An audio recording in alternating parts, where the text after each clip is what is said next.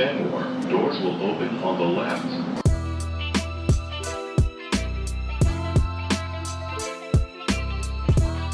How's it going, everybody? Welcome to episode 7 of Entering Kenmore. I am David Azer alongside Zach Coe. Zach, it's been a couple weeks. Spring training is now underway. I think we're like a week and change in now.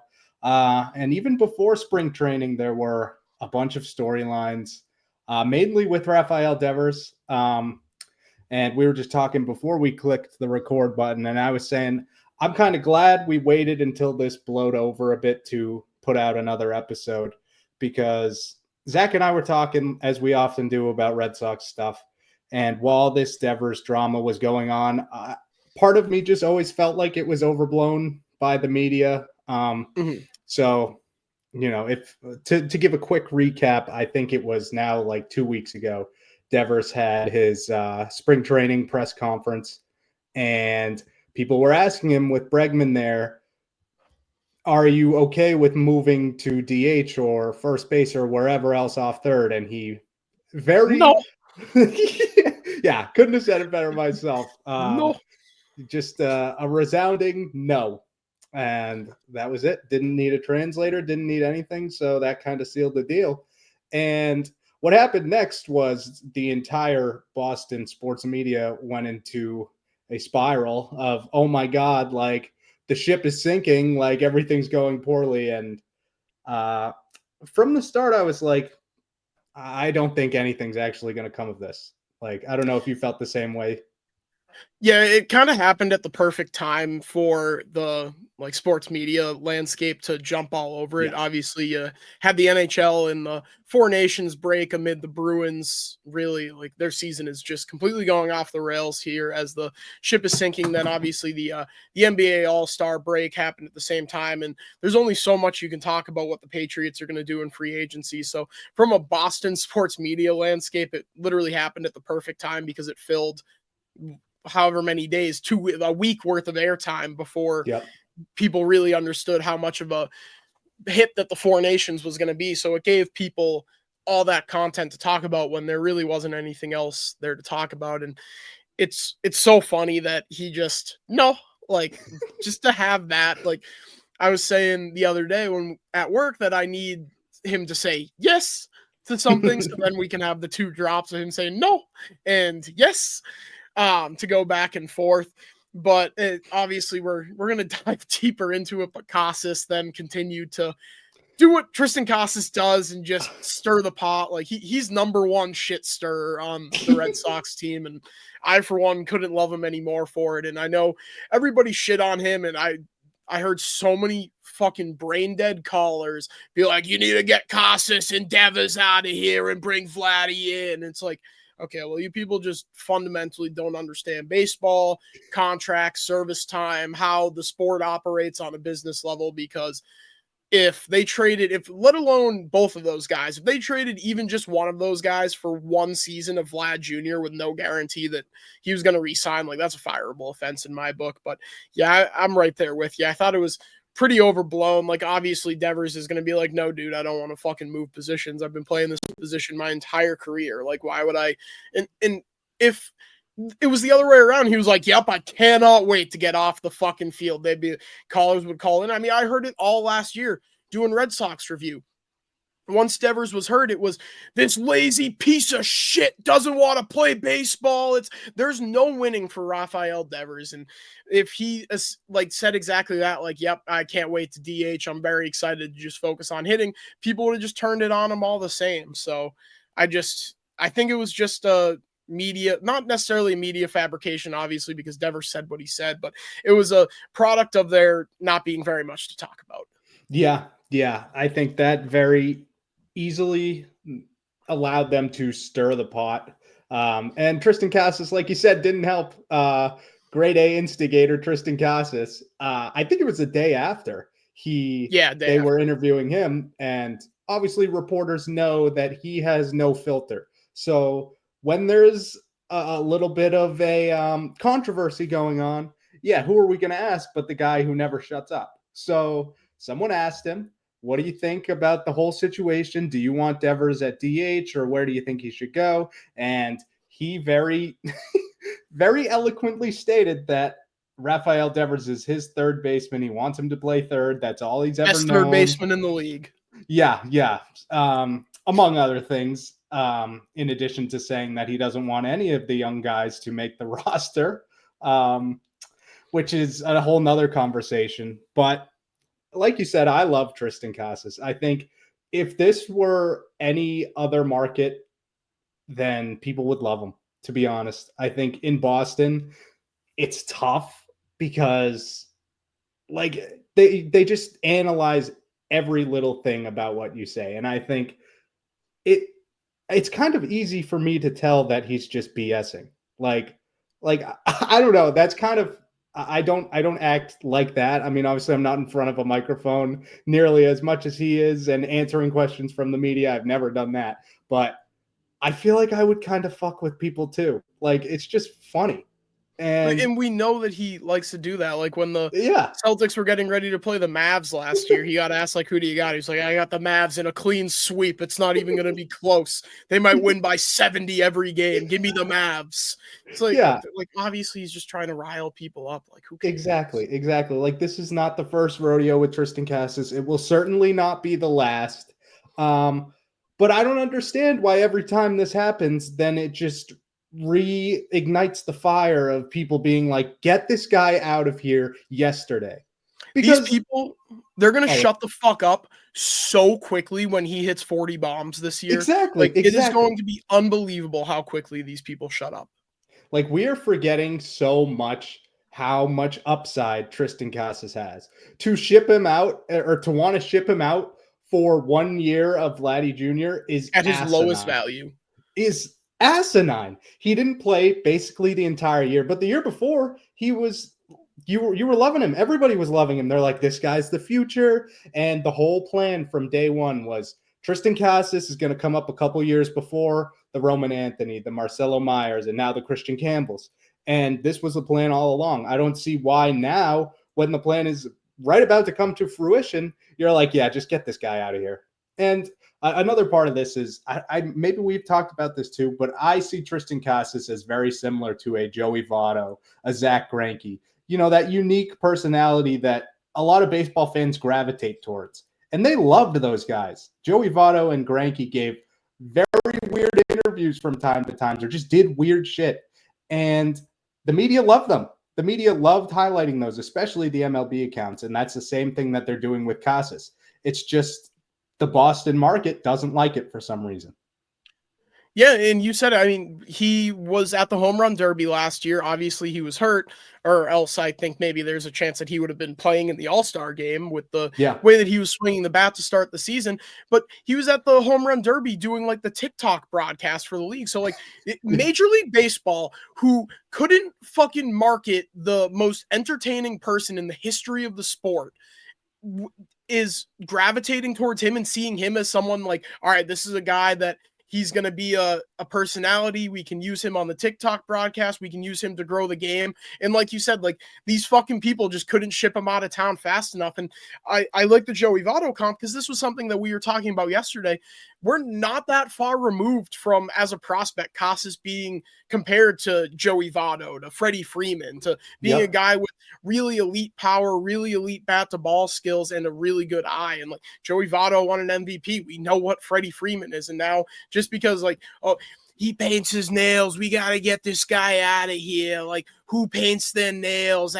You think that they're comfortable in the locker room with him having his nails painted? Like, do you idiots look at the catchers like ever? Like ever? Did you?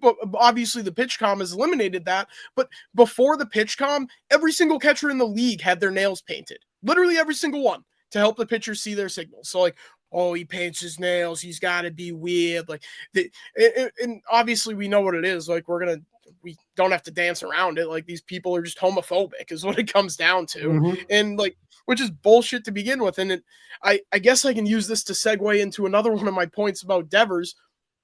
People get so mad about him speaking through a translator and speaking Spanish during his interviews. And he obviously comprehends the English language because the translator doesn't have to repeat the question to him. He listens to the question and spits out his answer in Spanish. And like, again, like you have these people calling in or these people on Twitter being like, why doesn't this guy speak English? You're playing in America. You need to speak English. It's because you fucking dickheads take everything he says out of context. So if he tries to answer a question in English and gets lost in translation and he trips over his words because it's not his first language, then you dickheads are going to jump all over him for that too and be like, why did he say it like this instead of saying it like that? Like, probably because it's not his first language. Like, this isn't his first rodeo with the Boston media market. I mean, he said no, and you ran with it for a week and a half.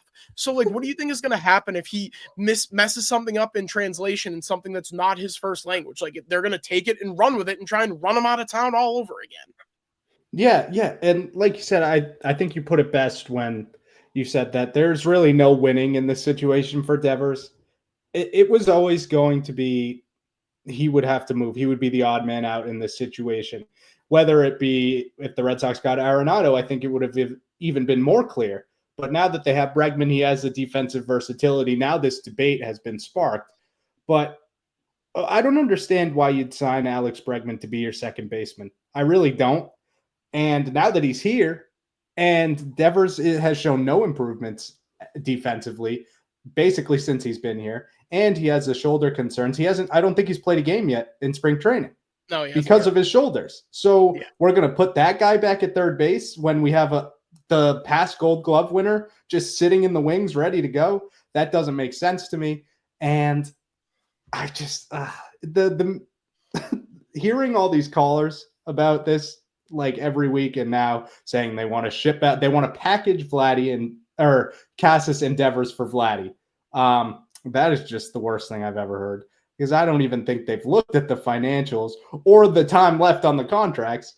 But all of this to say, I'm glad we waited to unpack this, because I knew that a week later we would have some more information. And since then, it's come out from a bunch of different people. Lucas Giolito mentioned that the vibes have never been higher in the clubhouse.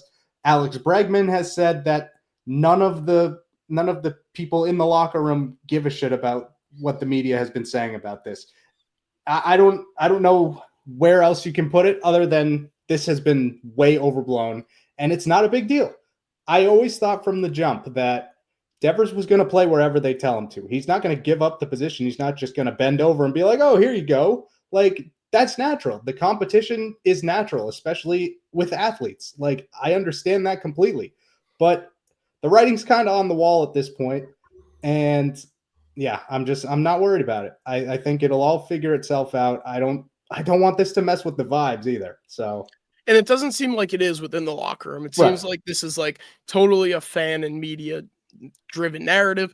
And I do want to touch on, before we move on, the Cora comments afterwards. Obviously that Devers was promised third base for multiple years after he signed the contract. And in Cora, Cora couldn't have thrown Heim under the bus any quicker. He was just like, yep, that was Heim, and he's in St. Louis now. But I don't think it matters that he was promised. Like, I think Cora is right. Like, that was a Heim decision, and I saw plenty of people being like, oh, you don't think ownership signed off on them promising Devers third base for the foreseeable future? It's like, no, I don't think that ownership signed off on him playing third base for the foreseeable future. Why would ownership sign off on that? Why, like, you go to John Henry and say, hey, John, we need to lock up Rafael Devers. You understand the repercussions if we don't. Like, we already lost Mookie. We lost Bogarts. This is the guy that we've committed to. We've come out in the media and said, these are the guys that we're going to try and lock up long-term, that are going to hit the open market at the age 26 season, not on the wrong side of 30. We're comfortable giving these types of guys mega deals. We're going to offer him $300 and whatever million. John says, yep, A-okay. Where are we going to play him? Are you going to promise him to play third base? No, John doesn't give a fuck about we have to make sure we promise him to play third base. Like, no, Heim told him you're going to be the third baseman for the foreseeable future. Heim's no longer here. There's been a clear shift in philosophy in the Breslow era. So, like, for them to be like magically like, oh, well, he was promised third base, he has to be at third base. Like, Cora's exactly right. That was the last guy. He's no longer here, and we have a Gold Glove winner at third base. Like, at the end of the day, I know I've said this a million times, and it's stealing a line from Cam Neely, who hopefully is going to be unemployed in a couple months, but Devers has 313 million reasons, or whatever the number is of that contract, that he's going to move to DH. Like, he's getting that money no matter what, and none of it is for playing third base. And I'm looking at the numbers right now. Up until the All-Star break last year, Devers was on pace to have a career year. 291 batting average, 965 OPS, 23 bombs, 18 doubles, 61 RBIs. Then after the All-Star break, he hit almost 200. And that's when he got hurt. So, like, we're talking about a shift from a guy who would have been probably top 5 in MVP finish if he continued on that pace the entire season and never got hurt. But instead, he hurt his shoulder diving for a ball. I think it was in the Anaheim series. Right after Story got hurt, he was rolling around grabbing that shoulder, and it lingered the entire season. And then it cost him the entire second half. He hit 5 home runs in the second half of the season after hitting, 23 in the first half. So, like, it shouldn't even be a question whether or not he should DH or not. And he should want to be a DH. Like, out of all people that should want to be a DH, Rafael Devers should want to be a DH. Like, he grew up watching David Ortiz. If there's any market that loves just lefty DH that fucking mashes, it's this one. And it's really the only team that has a regular DH nowadays. We know that other teams like to use that position for versatility, except for the Red Sox. So, like, we didn't even get into the whole "do you want to be traded" thing, and he was like, I haven't thought that far ahead yet. Like, obviously he doesn't want to be traded, because if any other team traded for him, they'd be like, all right, buddy, you're a first baseman or you're a DH. Like, no other team in the league views him as a third baseman. They simply can't. He's been the worst defensive third baseman for the last 5 years. Yeah. And I think another part of this that people aren't really talking about is when he fucks up in the field, that impacts his offensive ability. It lingers, Exactly. It gets so much in his head, and you can tell he is one of the most easy to spot players in terms of body language, I think, in the entire league. Like, if you watch his at-bats, he's talking to himself the entire time. Sometimes he's hitting himself. Yeah, he hits himself in the head. Yeah. So it's pretty obvious when he's down. A lot of that has to do with his bad defense. If you just eliminate that whole aspect of the game and just let him focus on hitting, you're going to have a better Rafael Devers easily. And you're going to have better infield defense. So I don't understand what the debate is. I also don't understand the people who are trying to get rid of him, because that's the ideal DH, a guy who hits nukes, and that's all he needs to do. That is absolutely the player I want on my team. And another part of this is I'm so sick and tired of people being like, oh, he's not a leader on this team, so why does he get to say this? Who gives a shit? He's your best player. He's your best player, and he has made it clear from the jump. You did not sign him to this extension being like, you're going to be the leader of this team. That's why they brought in Trevor Story. That's why they brought in Alex Bregman, because Devers has made it clear he has never wanted to do that, and I'm totally fine with that. But I'm sick and tired of hearing all the people just shitting on him. And I think a lot of it is it's because of the color of his skin, and it's because he doesn't speak English as a first language. And I hear, and not to pigeonhole radio callers as the entire fan base, but those are by far the most vocal portion of the fan base. Yeah. The people that hate him, it's the loudest 1% possible of people, but it's a lot has to do with those two things, that he doesn't speak English and the color of his skin. And it's ridiculous, because all these same people love David Ortiz, they love Mookie Betts, they love Xander Bogaerts, and it like you said, Rafael Devers has never been a leader. He's never been the guy that's going to step up in front of the media and have all the microphones in his face when things are skidding. I mean, could he handle some of these situations better? I forget where they were last year, where the media was waiting a half hour for him to come out and talk to them in the middle of the season falling apart, and he just completely ghosted them. I think it's fair to say that he could have handled something like that better, but to act like he is supposed to be this guy, the Xander Bogaerts, the David Ortiz, the Dustin Pedroia, that's going to be the he's the best player, but he's not the face of the franchise. As much as people want to make him out to be that because he signed the largest contract in franchise history, that contract wasn't signed because that contract wasn't signed because he's the leader. It's because he's the best player and he fucking mashes. Yeah, yeah. I was thinking while you were saying that is I'm no Houston Astros fan, admittedly, not at all. But Yordan Alvarez is the best player on that team now, and he is not the Yeah. leader. Jose Altuve No. is, and he always has been. Just Right. another comparison there that you And can Bregman be before fine. that too. Exactly. You are totally fine if your best player is not the leader. That doesn't matter at all, and it shouldn't be bothering people. No. But Well, we have some. Did you want to touch on Devers at all anymore? Pause. I don't think I had too much else other than like it just doesn't seem like I think like I said I think it just happened at the perfect time where the Four Nations break, the NBA Mhm. All-Star break. It's at the time it was a little bit of a lull in the NFL offseason where it was in between the Super Bowl and now Yeah. obviously the combine and the draft process really starting to ramp up now. So it just happened at the perfect time where nobody else had anything else to talk about. And Devers said, "You're looking for something to talk about? I'll give you something to talk about." And then Casas kind of dumped gasoline on the fire on top of everything else. And like, I guess I do want to touch on one last thing. I don't even necessarily disagree with what Casas said with No. keeping the kids down. And like, I do think there's a scenario where Bregman is the starting second baseman, Devers is at third, and Yoshida's the DH because there's only one of the prospects that is actually playing well in spring training right now. Anthony's been okay. Campbell, we're going to get into it. Campbell's been really bad so far. Yeah. Doesn't have a hit. He has 7 strikeouts and 9 at bats. And Von Grissom also doesn't have a hit. David Hamilton has looked okay, but like I do think there's a scenario where that happens where it's Yoshida DH, Devers third base, Bregman second base, and then as those guys go down and start to figure things out, then you can figure out where you go from there. But I do think there's something to be said for seeing what you have with the big league roster first, especially if these guys aren't really forcing their way onto the major league roster, which is all along what it felt like they were going to have to do to crack the opening day lineup. Yeah, that was the conversation all offseason was can either of these guys Meyer is a different case just because he's been injured. And obviously we'll get to him later because he's been absolutely tearing the cover off the ball. But the conversation around Roman Anthony and Kristian Campbell was, can they force their way onto this roster? Like you said, the early returns are not great. Obviously, there's still a month or so to go until the season starts, but it's a good problem to have. If you can have a very solid major league roster without having to supplement it with any of your young prospects, then I don't see any issue with that. If anything, then it keeps these guys fresher for a playoff push. Like we've seen before, like I don't remember specifically when other guys got called up, but we've seen midseason call-ups make a huge impact.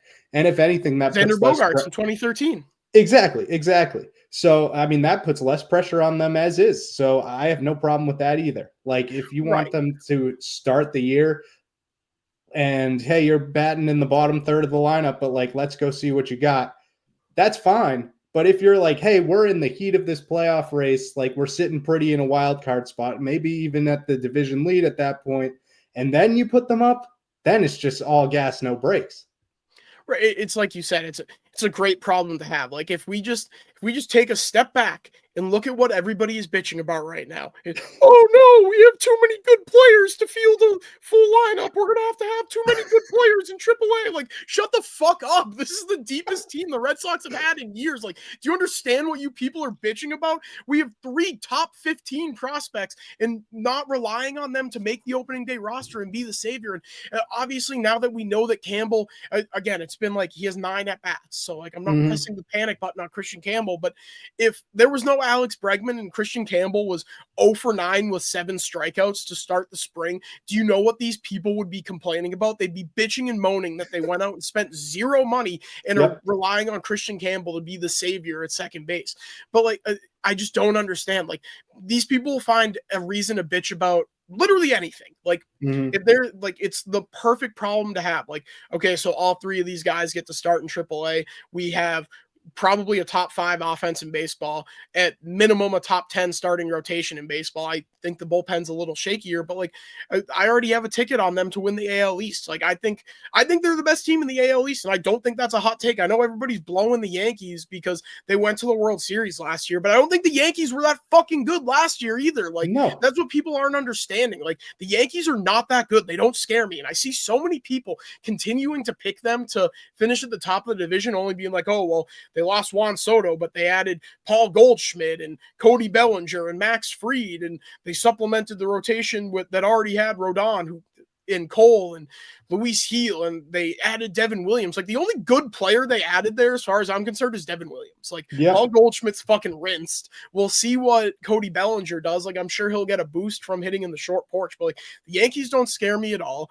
The Orioles regressed. They lost Santander and they lost Corbin Burns, and they replaced them with Tyler O'Neill, who hasn't shown the ability to stay healthy over the course of a full season. And they replaced Corbin Burns with fucking 70-year-old Charlie Morton. So like that team doesn't scare me at all either. And then like we didn't even get into the Blue Jays or the Rays because I don't really see them as threats at the top, but like we already have a team that I know they're not technically favored to win the AL East, but I think they're the best team in the division. And sure, that's a little bit of homerism coming in there, but I don't think that's a particularly hot take. And like I said, you have 3 top 15 prospects in the entire sport ready to come up at a moment's notice, because we know Trevor Story's injury history.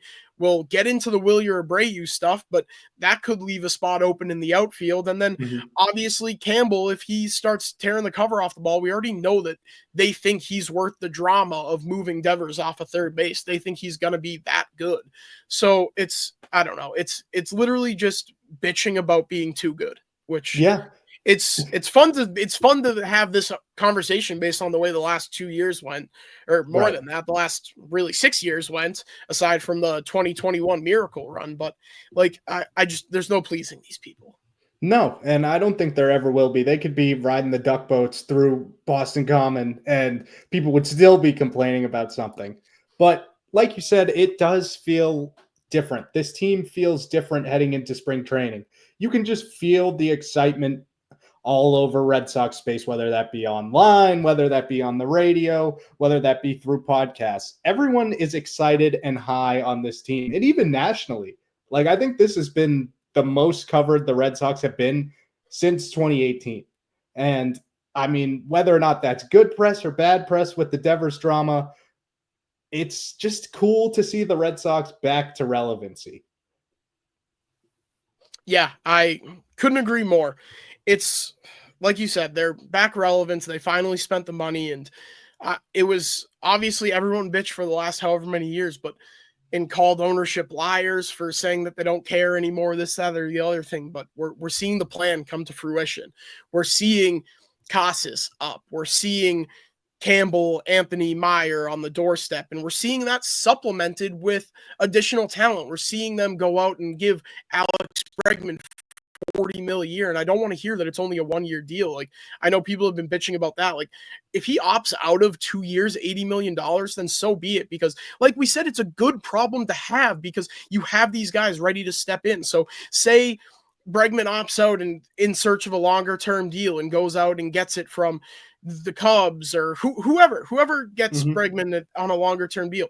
Meyer's working out at third base. So I know Story has a player option at the end of the year too. I think he'd be pretty insane to decline that unless he just had an absolutely career revival year that saw him like back to prime Trevor Story, which, like, again, if that happens, then so be it. But you have Meyer that you can plug in at third. Yeah. If you've already made the move for Devers at DH, Campbell at second, Anthony in left, and that's before we even get into the Vaughn Grissams of the world. So like theoretically, even if you lose both Bregman and Story, which I think is incredibly unlikely, you just plug in Grissom at second or third, Story and Meyer at short. Like, you can figure it out. You have more depth that you've had in years. And this is an argument that I had a couple weeks ago where I think this is a baseball town at its core. Like, obviously the Patriots had their 20-year run, but now look at what happens there. And now the Red Sox are relevant again, and people can't stop talking about them. And it's nice to finally have a buzz around the team, because obviously, like, me and you are fucking sickos, and we're going to follow this team no matter what. Like, I watched all 60 games of the 2020 season, and they were the worst team in the history of the sport. Yeah, that was painful. Like, they literally had MLB The Show generic players out there on the mound, and I was still locked in watching it. But to have everyone else finally buying in on it is nice to see. Like, the only downside is the tickets aren't going to be as cheap as they have been in years past. Yeah, that is quite a big downside. But I mean, I'll pay more to see this product over the product we've seen the last 5 years. I think this is a good transition into the prospects in spring training, because like Zach said, Kristian Campbell's off to a very slow start. He is, as of right now, is this updated from today or no? Yeah, that's what today. Okay, so yeah, he is 0 for 9, 2 walks and 7 strikeouts. Is not going to do it. Golden sombrero today, 0 for 4, 4 Ks. Oh boy, yeah. So I mean, there are going to be growing pains with these prospects, and on both sides, I think we have to remember this is spring training, and we don't want to overreact to success, and we don't want to overreact to, a slow start like Campbell's. So I think he's going to be fine, and obviously has a month to fix this, and it is what it is. Like, I think for him to have made the roster out of spring, he was going to have to start off hot and just keep it going throughout the entire spring. At this point, it's like, I don't know if he's already sealed the deal that he's starting in AAA, but it's trending that way. Yeah, I mean, it's only been, I think, 4 games that he's played in, so I don't know if he's necessarily sealed the deal here. I was listening to Brad Foe and Cooper Boardman on the radio side calling the game, and Cooper said he obviously saw a good bit of him in AAA last year. He thought maybe the timing was off a little bit, because there were some pitches that he saw him fouling off and fighting off that last year he would have driven out of the park. Brad Foe thought maybe he'd be pressing a little bit because of the pressure he put on himself, I would say, now that Bregman's not here to make this opening day roster. Because if you talk to or listen to anybody that's down there, they all have the same sentiment of, these guys are not here to get reps. They're here to make the big league roster. Every single one of them, Mayer included. And I think maybe he's just putting a little bit too much pressure on himself and getting a little bit out of rhythm. And they said that he was getting just absolutely pounded up and in with fastballs. So obviously we know he has that kind of funky swing path and the funky swing, and people have used that. Was it Kylie McDaniel or whoever maybe had him in as the 26th ranked prospect because of the funky swing. Like, I think those concerns are overblown. Like, if you make hard contact and you can get to the ball, like, who cares what your swing looks like? But I think maybe it's just a little bit putting too much pressure on himself, pushing a little bit too hard, and maybe speeding himself up. But like you said, I'm not overly concerned. Obviously, it's a bad start, and this is the guy that everyone assumed was the one that out of the 3 that was going to make the opening day roster. So to see him struggling so much is a little bit jarring, but like, it's 9 at-bats at the end of the day. Like, yeah, exactly. 9 at-bats. Like, and I love a small sample size when it fits my narrative, but 9 at-bats. I'm not going to freak out over it. Yeah, I'm sure Tristan Casas likes the 0 for 9 start from Campbell after his comments. But someone who has been tearing the absolute cover off the ball is Marcelo Mayer, who Alex Cora yesterday, after he went 3 for 3 and was, I think, it must have been a triple off the cycle. No, he hit the triple. It was so it was a double off the cycle. Yeah. So Cora, after the game, was talking with Rob Bradford and some other reporters, and said that Marcelo Mayer is now a guy that people have sort of forgotten about, because he was drafted in 2020, right? Yeah, 21. 21. Okay, so after 2020 was Nick York. Yeah, after the dumpster fire of the 2020 season, they drafted him with the 4th overall pick. And at the time, people were saying, even at pick 4, that was a steal for Mayer. And throughout his time in the minor leagues now, he's dealt with some injuries and hasn't had as much time to develop as Roman Anthony and Kristian Campbell. But people forget how good he is and how highly regarded he has been since he got drafted. And now that's sort of coming to fruition. I mean, if we're going to say that only 9 at-bats for Campbell, is too early to call, then I guess the same can be said for Marcelo Mayer. But No. This one fits our narrative. So fair. So yeah, I mean, I'm all in on it, man. I really am. It's interesting to see, like Zach said, we're both sickos, so we've known about Marcelo Mayer for a while. But the casual fans starting to notice him and pronounce his name wrong, which is a whole nother thing. But Mayer, everybody, not Yeah. Mayer. It's Mayer. He's been in the system for going on 4 years now. It shouldn't be. It's not a difficult last name. You're not fucking trying to pronounce Justinkson. Like, when I watched that first game and heard his name as Justinkson, my brain absolutely exploded. I had no idea how to say it. I did not think it was Justinkson.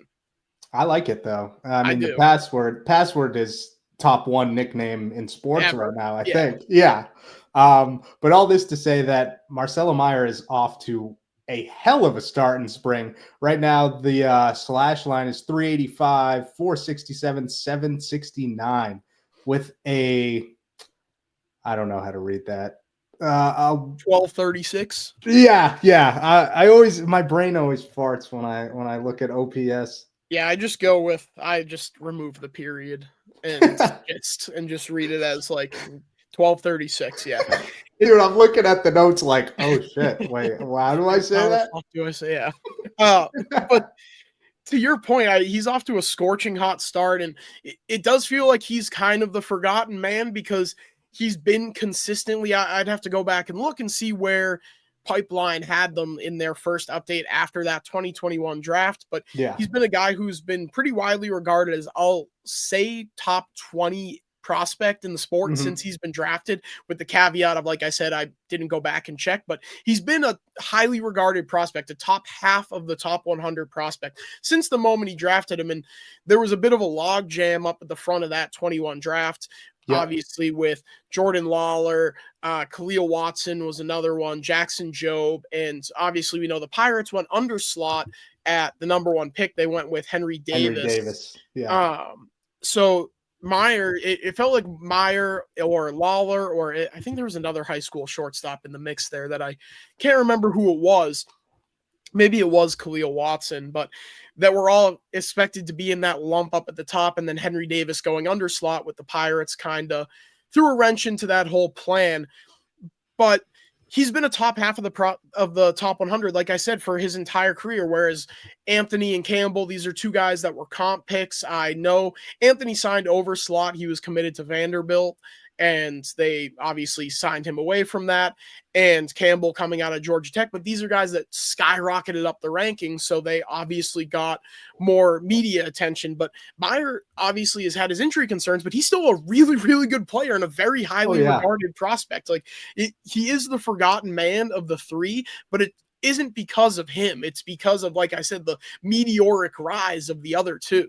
And he's just absolutely tearing the cover off the ball right now. And something that stuck out to me as we look at the second base conversation and the way that the infield is going to shake out, and I understand it's because he hasn't played at all in AAA, but why isn't he? Corey yesterday said that as of right now, they're not planning on getting him reps at second base. And I'm kind of like, why not? Because if he continues playing at this pace, like it's a lot to ask for a guy like you said. I think it's the opening day is March 27th. So a little under a month until opening day. But if he continues to hit almost 400 with a 1200 OPS throughout the rest of spring, how is he not the opening day second baseman? Like, I don't hate it. I know Cora mentioned that could change. Also real quick, I wanted to add that Mayer has been on these top 100 prospects lists since he got drafted. But also, he's been hurt, and we were talking about this yesterday too, when I mentioned that even though he has been hurt, he hasn't tanked. Like, his stock has not tanked at all, which you see with a lot of people if pitchers get Tommy John surgery or position players get a major injury, then usually they fall a lot. And he's been pretty consistently up there throughout his entire, minor league career now. Yeah, I use this example, the Luis Perales example. He cracked the Baseball America Top 100. I think he was like 59 or something like that. And then he blew out his elbow knee to Tommy John. And in their next update, he was completely off the list. Exactly. And I understand that it's a little different with Tommy John because you don't really know how a pitcher is going to bounce back. But your point remains the same, that like guys, when they get major injuries or they miss a extended period of time, they tend to tank on these lists. And he's held fairly consistent in that top 25-ish range. Yeah. But the second base debate, I was cutting these clips yesterday. So I know Cora, someone asked him about it. I don't remember who it was, but they asked about the possibility of him playing second. And the way he said it was like, not right now. Like, to me, it seems like he just wants to get him comfortable at shortstop and third base because those are his sort of natural positions at this point. And with the injury history, I kind of understand it, where you don't want to mess with his fielding mechanics, because we've seen with Rafael Devers, even though that's his primary position at third base, he can get hurt on a fluke play and have that, sideline his entire, or, put a, what am I drawing a blank? Like put a damper on his whole season. Jeez, words are hard. But all this to say that I'm kind of okay with letting him figure it out at third or shortstop, because like you said, Bregman could very easily be a $40 million bridge player for 1 year. Like, I don't think he's going to opt out, but if he does, then you'd rather just have Mayer ready to go at third base, in my opinion. And Trevor Story is ultimately probably going to get hurt. I know he's been doing the sort of media tour now, and everybody seems to be kind of gravitating towards him, which I kind of love because I liked him in Colorado. But, that's neither here nor there. All this to say that I think it will happen. If Vaughn Grissom doesn't pan out and Kristian Campbell, maybe he could go to the outfield. If there's some other trades, you still have the logjam in the outfield that could be addressed, and you still have an all-star worthy line or outfield all the way around. So there's a bunch of different options. I think as of right now, I'm okay with him not playing second, but that could change. Yeah, and the thing too is like, so I think it was well, I know it was last year, but I'm pretty sure that with Jackson Holiday last year, he had a similar spring training as at least the one that Mayer is shaping up to have right now, where he was just on absolute fire and they still started him in AAA. And then I think it was like a couple weeks into the season, they called him up. He made his debut at Fenway, randomly enough, and obviously he struggled. But I do think there's a scenario where Mayer continues to tear the cover off the ball. Campbell continues to slump, although I wouldn't be necessarily banking on that. And they say, okay, all three of you guys, we're going to start you in AAA.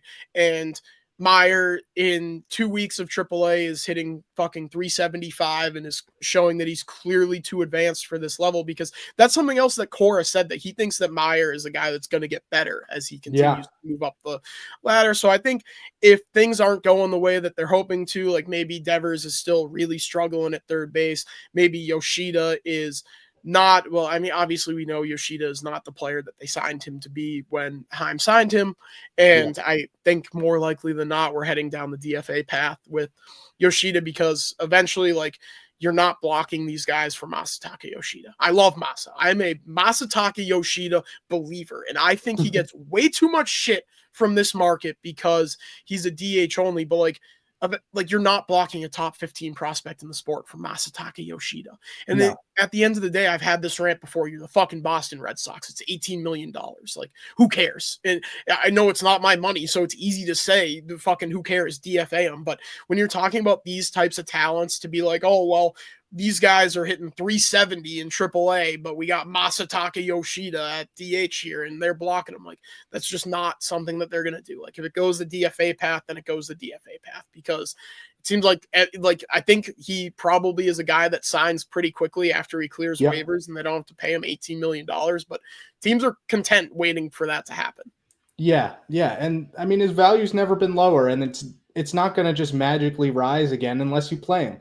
And at this point, he's not going to get consistent time. There's no pathway, especially if the prospects debut sooner rather than later, for Yoshida to get any sort of consistent playing time. And like you said, like, I think a team would be like foaming at the mouth at the opportunity to sign him for the vet minimum at this point. and he would contribute on another team. Absolutely. So it sucks because I'm kind of a Yoshida believer too. It's just at this point, like, he doesn't have a spot here, and that's, like I said, a good problem to have. But at this point, it's like, what else can you do with him? Like, Right. we hear every single offseason, oh, well, he's sneaky good at defense, and I haven't seen him play. I haven't seen him play left field in a millennium now. That's what they said last offseason. They were like, well, actually, we think the metrics, and they do the same shit with Devers. They're like, well, we actually think the metrics are a little bit misleading there. We think he's better than the metrics say, but like last year, they fucking refused to play him out there. Like, I know I've said this example before, but he was tearing the cover off the ball, and then Devers' shoulder started barking, so they wanted to take him off the field. So they move Yoshida to the bench, Devers to the DH spot. They feel like Devers is good enough in a couple days to go back to third base, slot Massa back into the DH, and poof, the hot streak is gone. And it was just solely because they refused to play him in the outfield to let him keep going. But again, all that to say that there's so many different roster construction paths that they can take right now, which is a great problem to have. You can have Marcelo Mayer potentially hitting 380 in spring training, being like, all right, we're going to send you to AAA. Like, just keep doing what you're doing. It's not an indictment on you or anything like that. It's just the situation that we're in right now. And if he continues to do what he's doing right now in AAA, then it's a conversation that you have later. And like, these things sort themselves out. Every single year overreacts. I mean, look at the rotation. We were talking about how deep the rotation is. How are they going to go with the 6-man rotation? And now looks like Cutter Crawford's going to start the season on the IL. Brian Bayo is just now starting to ramp up. Lucas Giolito has only thrown a 15-pitch bullpen so far. So, like, who knows what's going to happen with that? Like, these things sort themselves out. They always do. And everybody always overreacts. And it's so meaningless to overreact to it. Yeah, and let's not forget that last year, Connor Wong played defensive innings at second base. So it is a great problem to have that you don't have to put a catcher in the infield, aside from being a catcher. And now you have a bunch of options at second base, which has been the major position of need for the past however many years since Dustin Pedroia retired. And we've been beating that drum for a while, but now it seems like you have way more options than you've ever had before. If Vaughn Grissom goes down again, or he's not performing like last season, then you don't have to put Romy Gonzalez there. And I'm fine with Romy Gonzalez, but like, he's a fine utility player. He's a fine utility player, but now you have plus options to put at second base, and you're not missing out anywhere else. Yeah. And I think something else that we're kind of missing here is, like, we haven't even touched on Roman Anthony and Wilyer Abreu. I think Roman Anthony has as things currently stand, I think Roman Anthony has the best chance to make the opening day roster with the Wilyer Abreu gastrointestinal infection. And we know what effect that had on Vaughn Grissom last year, where he lost 20 pounds, and it took him the entire season. Like, he never gained the weight back until the offseason. And now I think he's up 20 pounds. So he's up 40 pounds from losing all that from whatever infection or whatever was going on there. But Anthony's quietly putting together a fairly solid start to the spring. And I guess just quickly on Vaughn Grissom, he's also a guy that doesn't have a hit yet this spring. He's 0 for 7. So no one is really taking command of that second base job. So I think maybe they're leaning towards having Campbell and Mayer in AAA. But Anthony, 333, 3 runs, 4 RBIs, 500 OBP, 917 OPS. And if this Wilyer Abreu, I know that Cora said that he has lost a lot of strength from where he was last year, and it's not just on the baseball activity side, it's just like in his everyday life. So like, we'll see how things shake up as far as him making the opening day roster, but I'm not counting on that at this point, like, especially because we know the effect that it had on somebody in the last season. So I think it's just as easy to, and this is another point on the notes, but like, I don't understand why Cedar Rafael is just written in Sharpie in center field, but it's an easy switch to make if Abreu can't go to start the season, to just stick Anthony in left, despite what some people have to say that he's a DH who fucking has to wear a helmet out in the, he's John Olerud out in the outfield. And so he doesn't run into the green monster and injure himself. Like, he's Blake Swihart trying to go out there and field balls. But like, it's just as easy to move everybody over one, or even if you want to keep Rafaela in center and have Duran play right, like effectively doesn't matter. They're both elite gloves out there. And it's kind of a disservice to any of them to have to, as far as Abreu, Rafael, and Duran go, to have any of them playing left field at Fenway, because these are, obviously, we know Abreu won a Gold Glove last year. I think Rafael is capable of winning a Gold Glove in center, and I think Duran is capable of winning a Gold Glove in center. So to have any of them in left is a disservice, but especially if Abreu's not able to go, you just move Duran to right field, and Roman Anthony, who, like I said, the early returns in spring training have been pretty good. He had a double yesterday, an RBI double, scored Trace Thompson, I think it was, exit velo at 104 miles an hour. So the bat to ball skills are obviously there. I mean, we know what he is. He's the top prospect in the entire sport for a reason. So if I had to wager right now, I think he's the one that makes the opening day roster.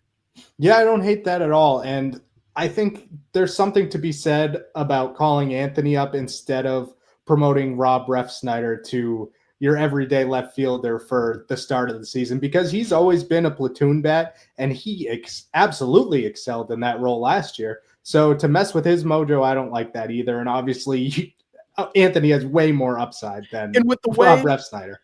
With the way that Cora has managed these young lefties, we saw it with Casas 2 years ago and then Abreu last year. They really shelter them against left-handed pitching to begin anyways. So I think there's a chance that you would see a straight platoon with Anthony and Refsnyder anyways, where Anthony gets every start against righties, and Refsnyder, like you said, he's a lefty specialist and he just absolutely hammers lefties. So I think you'd see that anyways. Yeah, and that's ideal at this point. I feel like the only other option is to maybe put Yoshida in left field and just hope for the best. But like we said, that is probably not happening ever again. Yeah, so. And it still brings the question of, like, who plays where. Like, do you have Bregman play third, Devers at DH, Yoshida in left, and then say David Hamilton at second base? Because we haven't even touched on David Hamilton. I think has the inside track right now to win that second base job if they're going to go with somebody other than Bregman or Campbell. This is a guy that Cora said on Baseball Isn't Boring that he was the leader in the clubhouse for the Best Shape of His Life award. This was before everybody reported.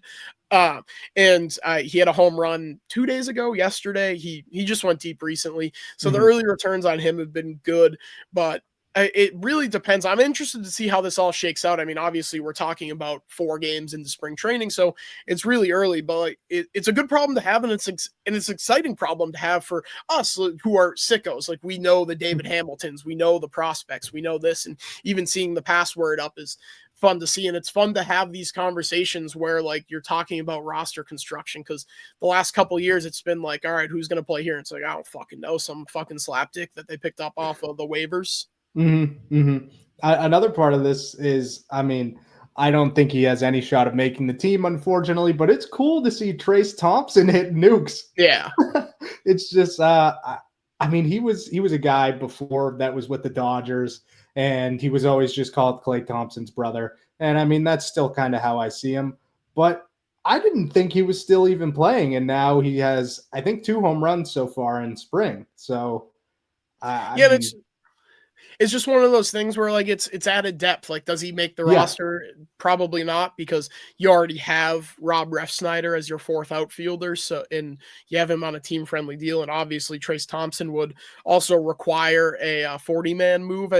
So would any of the prospects, be it Anthony, Mayer, or Campbell, because none of them are on the 40-man yet either. But obviously it's a lot more palatable to DFA someone like Justin Wilson, who's looked terrible in spring training so far, to make room for one of those guys, as opposed to Trace Thompson, who it's cool to have him around, and like, he's Klay Thompson's brother and what have you. But like, are you really willing to DFA somebody to make room on the 40-man for a 5th outfielder? No. And it's funny you bring up Justin Wilson, because I put this in the notes that I am all set on him. He had 1 outing. He got the absolute shit kicked out of him. And I would just like to never see him again, to be honest. He was one of the first offseason moves that the Red Sox made, maybe the first. I think he was the first. Yeah, it's like a 1 year, I don't know, like $1 million deal, something like that. Something like that. Yeah.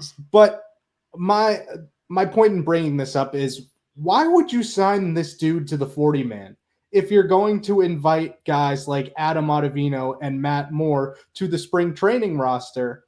Now you have a 40-man slot filled up by Justin Wilson, who in one spring training game has an absolute, I don't know what the ERA is, but it's high, whatever it is. And we have a decent amount of lefties who we've seen go. Now Sean Newcomb, who looked pretty good. And obviously he's had his injury history and has fallen off a cliff since he was pretty good with the Braves. And Matt Moore, who I think is like 40 years old. You ready for the ERA on Justin Wilson? Oh, hit me. 40.5. Yeah, that's all I need to see. That's all I need to see. I think he got like an inning of work, maybe a little bit more. 2/3 of an inning. Yeah. So I'm all set. I can't get on Craig Breslow for much this offseason, looking at the grand scheme of things. But signing him to a 40-man roster spot just pisses me off. And the early returns on Chapman aren't great either. 2/3 of an inning, 2 walks. But and we've had our druthers with the Chapman signing. This is a guy that you rushed out to sign. You set the market on lefty relievers for a guy who's who's a piece of shit human. Yep. And then every single lefty reliever that signed after him signed to a better deal. And like we already know, he's a heart attack closer. He's going to walk the house.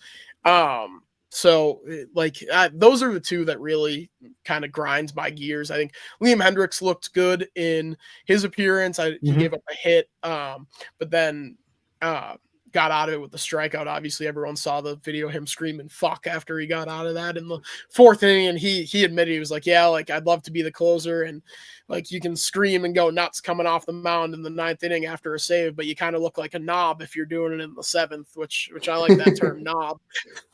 Definitely an Australian term, but the bullpen it's interesting to see how it'll shape up. I think Luis Guerrero is probably pretty close to securing a spot there, especially with how bad Josh Winkowski has looked. And I think Guerrero, he's probably not in the closer conversation to at least start, but I think he does have closer upside moving forward. Yeah, same with Slayton there too. You got a couple young guys who will be here for the foreseeable future that you can kind of build that bullpen around, which I really like. Garrett Whitlock hasn't pitched yet, but I am a Garrett Whitlock truther. I have been since 2021 when he started just being absolute nails out of the bullpen. So I think he will rebound.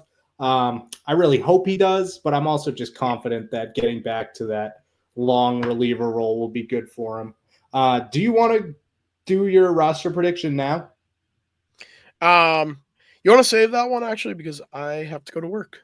Oh, you're good. Okay. So one more quick thing I had was just a quote that I was reading in an article. So it says, this was like after Juan Soto signed and debuted with the Mets, I'm pretty sure. But it's basically about Aaron Judge and how him and Juan Soto didn't interact at all throughout this. So it says, Judge hit 3rd last year behind Soto and called him one of a kind and a special player. Because Soto changed his phone number, Judge wasn't able to contact Soto until after the decision, which I just think is fucking hilarious. It's so funny that they're like the Yankees captain that was unable to talk about, like, this isn't a guy that he, like, if he was just on the Padres and hitting the open market and the Yankees were pursuing him, it'd be one thing to not be able to contact him. You were on a team with him last year and you weren't able to help with the recruiting at all. And like, ultimately he was just going wherever was the most money. And that was always going to be the Mets. Like, we could have done this 2 years ago and been like, all right, where do you think Juan Soto's going? And you would have said the Mets. But it's funny to me. Like I said, anytime I have a chance to laugh at the Yankees, specifically Aaron Judge, I'm going to do it. And especially when you consider what happened in the playoffs last year with them, where Judge was a ghost and Soto carried his lifeless corpse to losing in the World Series. And while we're making fun of the Yankees, Nestor Cortez said that the Yankees were the better team in the World Series last year. And if they only won game 1, then they would have won the entire series.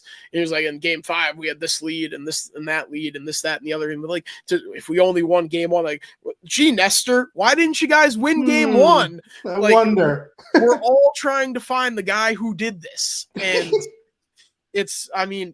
I feel like that didn't get enough play because he's on the Brewers now. So like, who gives a shit? Like, Yeah. But for Nestor, especially when you consider last year, he tweeted like, at the end of the day, they hate us because they ain't us. Everyone wants to be a Yankee. Everyone would die to be a Yankee. Like, Yep. okay, dude, give me a break. Yeah, that's why they just allowed their players to start having beards, because everybody wants to be a Yankee. And poor Devin Williams. He shaved his beard. He looked fucking terrible. And then like 3 days later, they're like, actually, you can have him now. I mean, with the beard on that guy, he's gonna have it back before the season starts. So he's already started growing it back. He looked at Yeah. himself in the mirror after doing that and was like, "Oh fuck, this looks awful." Yeah. He's another guy. I think he was a free agent at the end of the year. Like he was definitely, he shaved, looked at himself in the mirror, was like, "How quickly can I get the fuck out of here? Like, there's no way I can keep doing this." Yeah, we're changing the facial hair rule in big 2025. That's just insane. Yeah, but just some last digs on the Yankees there. And I don't think we play them in the regular season until like June.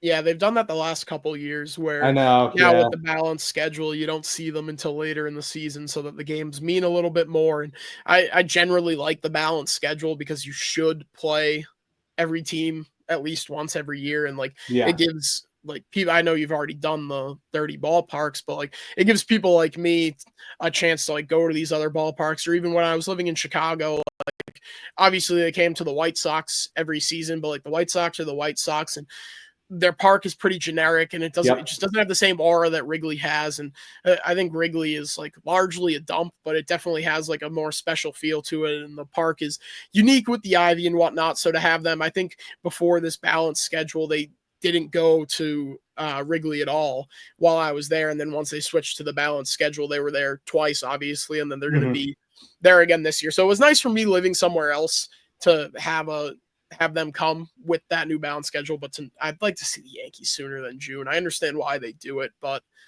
like, I don't know, it just feels like a long time to wait.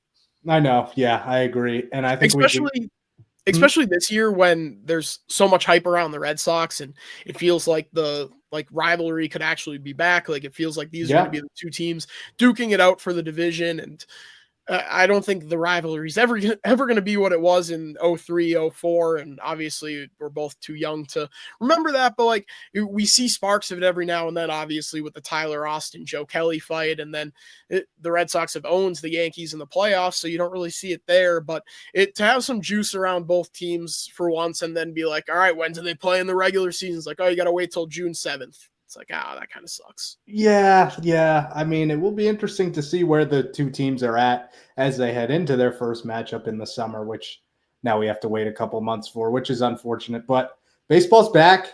We haven't been able to say that in any of the episodes thus far, so that's always cool. Some more storylines are coming out more frequently, hopefully on the more positive side next time. But yeah, as always, this has been a ton of fun. I know you have to get to work, so this is a bit of a shorter episode, but actually we cranked out an hour, so maybe it's not that short. Yeah. But yeah, thanks so much for listening. As always, we'll talk to you guys next time. See ya.